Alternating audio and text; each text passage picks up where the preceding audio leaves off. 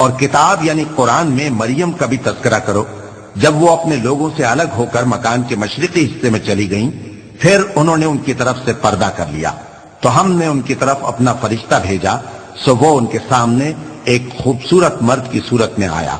مریم بولی کہ اگر تم پرہیزگار ہو تو میں تم سے بچنے کے لیے رحمان کی پناہ لیتی ہوں۔ فرشتے نے کہا کہ میں تو تمہارے پروردگار کا بھیجا ہوا یعنی فرشتہ ہوں، اور اس لیے آیا ہوں کہ تمہیں پاکیزہ لڑکا بخشوں۔ مریم نے کہا کہ میرے ہاں لڑکا کیوں کر ہوگا جبکہ مجھے کسی مرد نے بطور شوہر چھوا تک نہیں اور میں بدکار بھی نہیں ہوں۔ فرشتے نے کہا کہ یوں ہی ہوگا، تمہارے پروردگار نے فرمایا کہ یہ مجھے آسان ہے اور میں اسے اسی طریق پر پیدا کروں گا تاکہ اس کو ہم لوگوں کے لیے اپنی طرف سے نشانی اور ذریعہ رحمت بنائیں، اور یہ کام مقرر ہو چکا ہے۔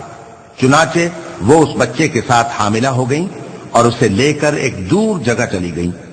پھر درد ذہ ان کو کھجور کے تنے کی طرف لے آیا، کہنے لگی کہ کاش میں اس سے پہلے مر چکتی اور بھولی بسری ہو گئی ہوتی۔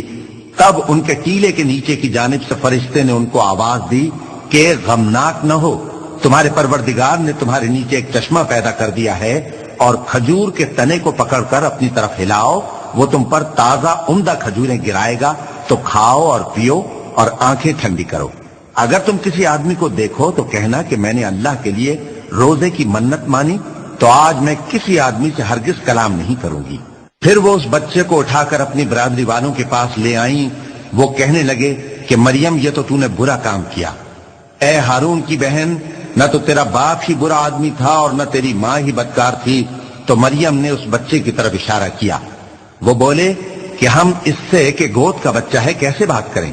بچے نے کہا کہ میں اللہ کا بندہ ہوں، اس نے مجھے کتاب دی ہے اور نبی بنایا ہے، اور میں جہاں ہوں اور جس حال میں ہوں اس نے مجھے صاحب برکت بنایا ہے، اور جب تک زندہ ہوں مجھ کو نماز اور زکوٰۃ کا ارشاد فرمایا ہے، اور مجھے اپنی ماں کے ساتھ نیک سلوک کرنے والا بنایا ہے اور سرکش و بدبخت نہیں بنایا، اور جس دن میں پیدا ہوا اور جس دن مروں گا اور جس دن زندہ کر کے اٹھایا جاؤں گا مجھ پر سلام ہے۔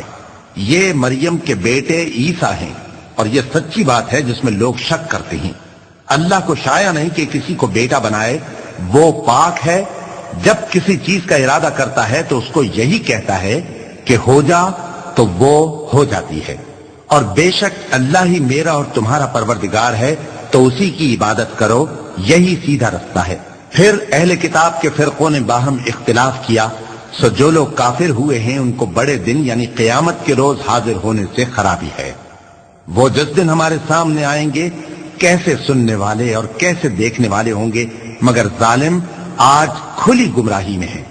اور ان کو حسرت و افسوس کے دن سے ڈرا دو جب بات فیصل کر دی جائے گی اور وہ غفلت میں پڑے ہوئے ہیں اور ایمان نہیں لاتے۔ ہم ہی زمین کے اور جو لوگ اس پر بستے ہیں ان کے وارث ہوں گے، اور ہماری ہی طرف ان کو لوٹنا ہوگا۔